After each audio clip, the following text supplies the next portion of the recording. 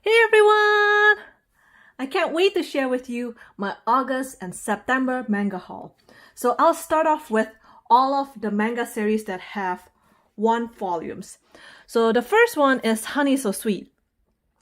And I won't tell you what the premise of the story is because I've already covered that in the previous manga haul. But if you're curious, since this is volume 1, you can pause here and read the text.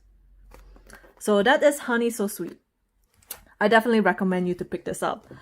The second one, which I don't see a lot of people pick this up, is Accomplishment of the Duke's Daughter. So this is a soft spot for me. So where do I begin? So the story is, again, about Isekai, where a girl got run over by a truck, and by the infamous, again, Truckoon. And this girl is an accountant, and she get reborn in the otome game that she was in as the main villain. So it's similar to the other manga series that I picked up, All Routes Lead to Doom, My Life as a Villainess.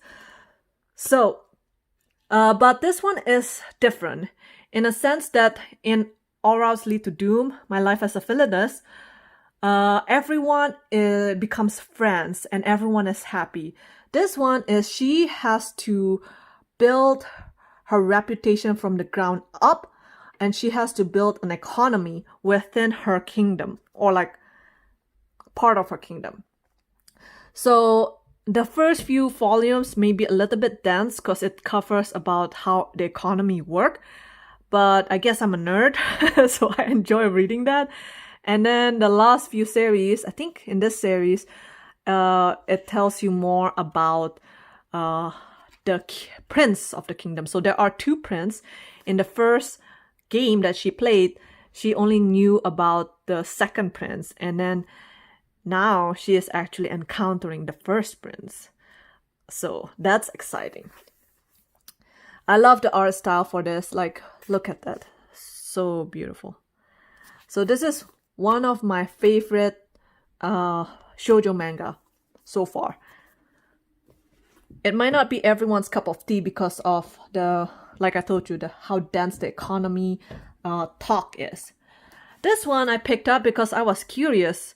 A lot of my friends are now getting married and having kids. I am scared of kids. I take care of children in high school. So I know how difficult it is to have kids. And when there was a manga that says, I don't know how to give birth, I'm just curious in general. So I went out and picked this up. So the next manga series is Tale of the Moon. So Rinko Ueda,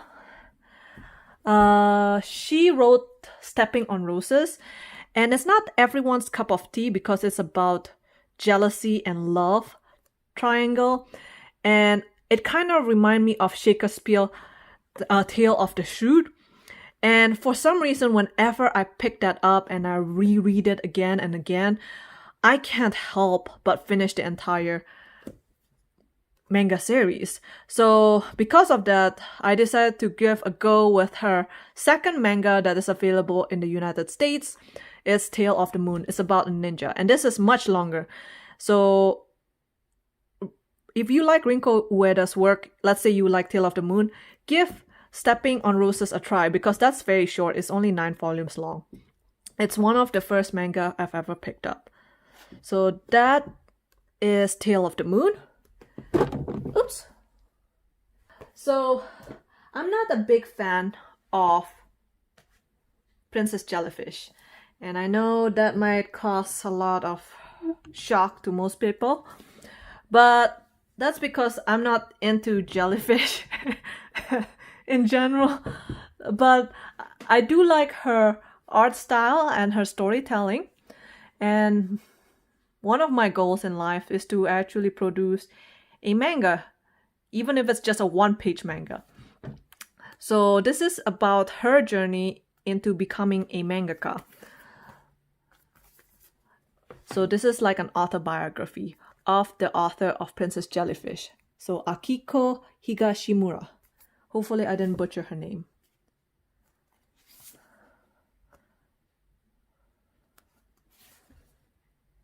And I also end up picking up her other series because it was darn cheap because it was on sale. There was a Right Stuff sale that was incredibly cheap. And so I decided to pick it up, Tokyo Tarareba Girls. So they are women in their 30s, and they thought when they were in 20s they can do whatever they want in life. And then once they hit 30, they're like, oh my gosh, everyone is getting married, everyone is having kids, everyone is having a life, and why am I not? So it covers the story of these three women. So she's basically a working woman, and she doesn't realize that, I need to actually get married before the Tokyo Olympics. Ironically, Tokyo Olympics is supposed to be this year, and it got pushed back to next year. So this is Tokyo Tarareba Girls.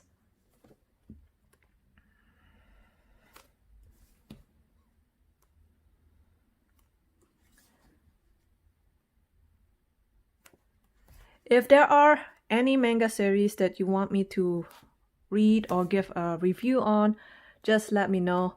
I love reading them. I only pick up mangas that I know I will reread them. And I'm very conscious about the mangas that I pick up because I sold or give away a lot of mangas because I don't have many bookshelf in my place. So I don't have a very big house or live in a big house, or so having a manga shelf like most mangas in YouTube is such a dream, but I don't have that. So the next manga that I picked up is Witch Hat Atelier. Oh my gosh, where do I begin? So the drawing style is so beautiful, and it's about this young witch, Coco, and her dream to become a witch. And everyone told her, you can't become a witch, you need to actually be born as one. But later on, when she met a real witch, she realized, oh, I can become a witch. So I don't know where I read this. I know that Kodansha doesn't have, I thought Kodansha has the manga preview in their website, but I realized they don't have it. So I don't know where I read the first volume of this, but I enjoyed the first volume. So I ended up picking up volume 1 to 4.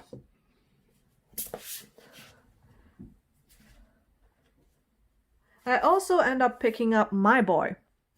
So My Boy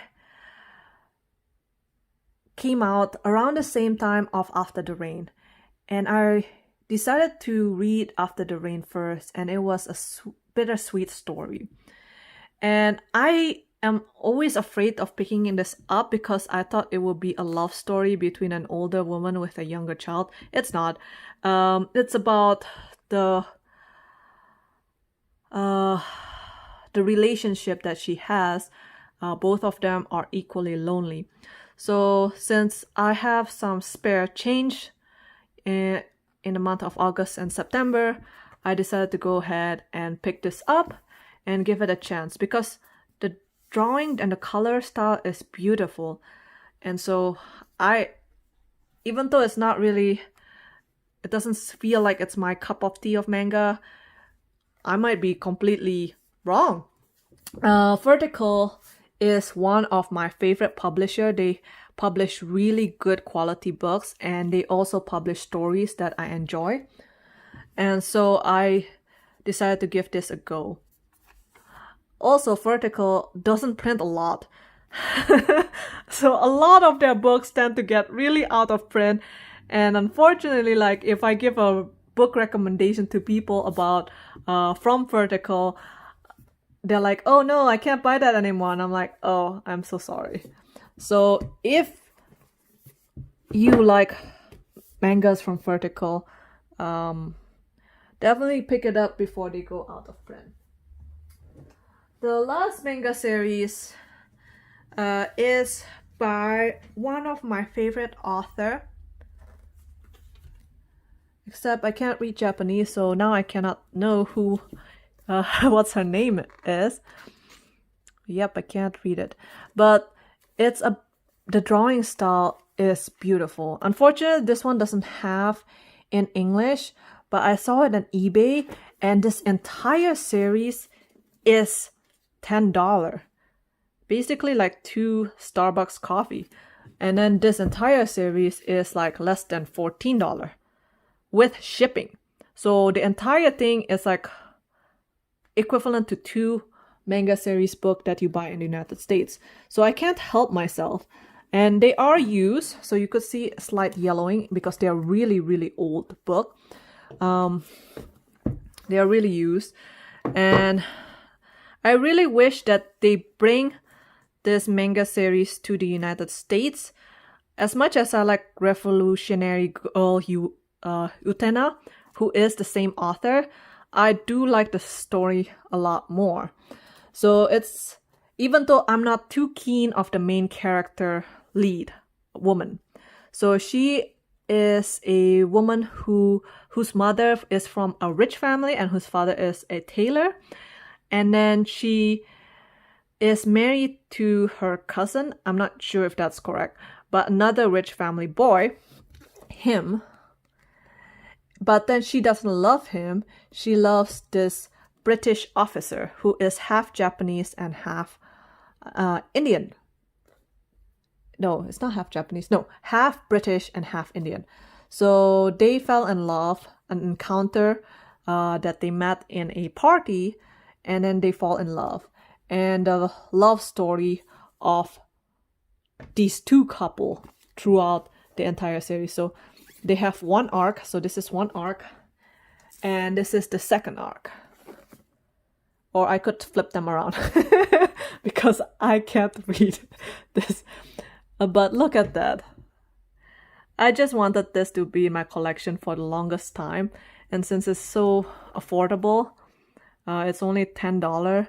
I decided to keep it because I really love the art style. And the story is pretty good.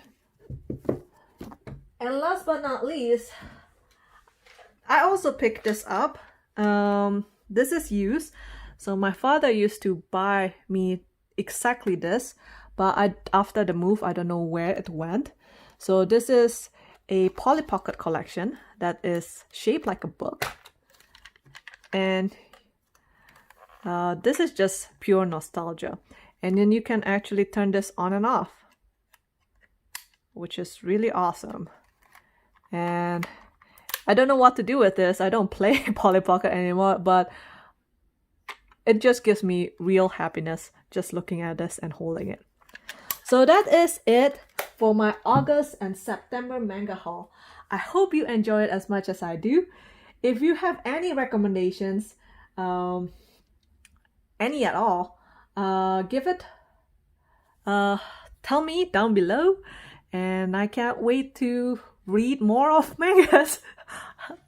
Adios! Bye!